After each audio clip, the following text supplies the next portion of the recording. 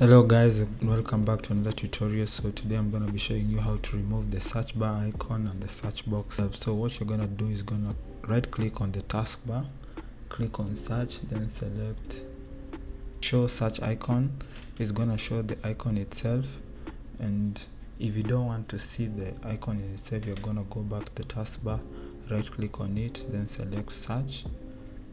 Then when you search, then you're gonna click on hidden. Once you click on hidden, it's gonna hide all of it, the search bar and the search box, and you can still access the search functionality when you press Windows key on your computer.